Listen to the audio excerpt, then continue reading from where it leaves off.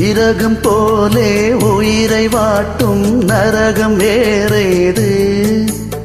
சரச கலையை பழகி பார்த்தால் விரசம் கிடையாது. தேன் தரும் தங்க பாத்திரம் நீ தொட மாத்திரம். ராத்திரி நடுராத்திரி பார்க்குமோ சாத்திரம். கவிதை கட்டில் கவிதை எழுது அந்தி பொழுது. கொஞ்சம் பாடல் தான் கொஞ்சம் மூடல் தான் அம்மம்மா. மீன்